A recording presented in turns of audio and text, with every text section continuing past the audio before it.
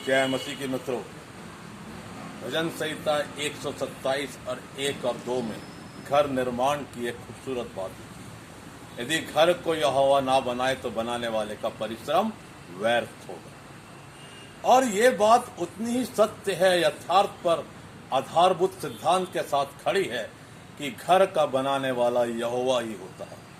और जब लोग यहोवा परमेश्वर को घर में प्रधानता नहीं देते तो वो घर और घराना दोनों बर्बाद हो जाते हैं। लूका 6:46 से 49 में प्रभु यीशु मसीह दो अलग अलग लोगों के दो अलग अलग जो वस्तुएं हैं सृष्टि में उनकी तुलना करके घर निर्माण की बात सिखा रहे हैं। जिंदगी में मुझे और आपको कई बार बहुत अच्छे लोग मिलते हैं और कई लोग ठुकरा देते हैं।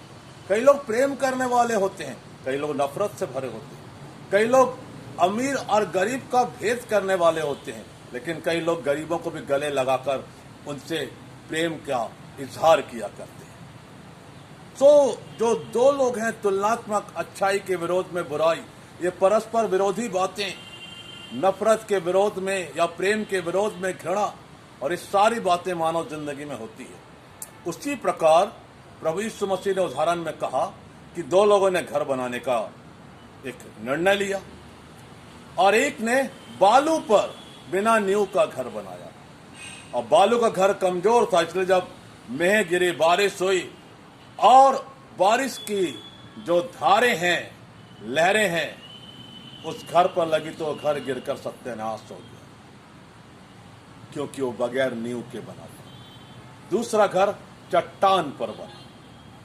चट्टान पर जिसने घर बनाया वो मजबूत बना और बारिश हुई, मेघ बरसा, लगातार उस पर मूसलाधार बारिश के लहरें पड़ी हैं, धारें पड़ी हैं, लेकिन वो घर नहीं टूटा क्योंकि वो मजबूत आधार पर बना था। आज मेरे और आपकी जिंदगी का आधार कौन है? क्या हमने अपना आधार अपने पैसे को माना है? क्या हमने अपना आधार अपनी नौकरी को माना है? क्या हमने अपना आधार कुछ फ्रेंड्स को माना है?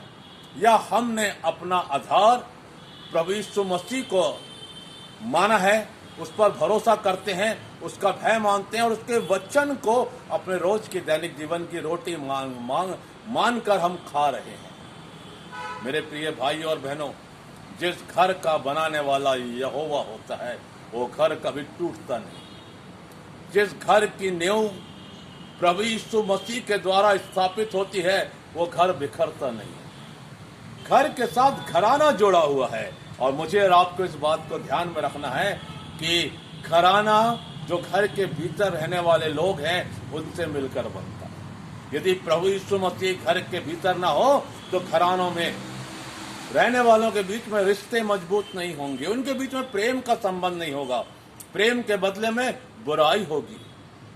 जहां एक दूसरे के लिए सोचने की बात होगी, सहारा बनने की, वहां पर बेसहारा छोड़ दिया जाएगा। यदि कोई किसी तकलीफ में होगा तो उसको तकलीफ में छोड़ दिया जाएगा। लेकिन यदि प्रभु यीशु मसीह उस घर का निर्माण करने वाला है, उस घर का मुखिया है, तो घर के लोग आपस में मिलजुल कर रहेंगे, एक दूसरे से प्रेम करेंगे, एक दूसरे की चिंता करेंगे, क्योंकि हमारा स्वर्गीय पिता भी हमारी चिंता करता है।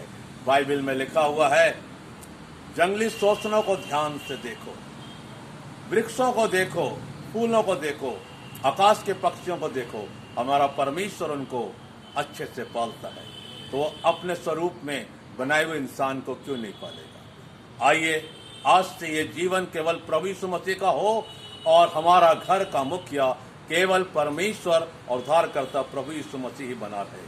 प्रभु यीशु मसीह के उद्धारक नाम में आमीन।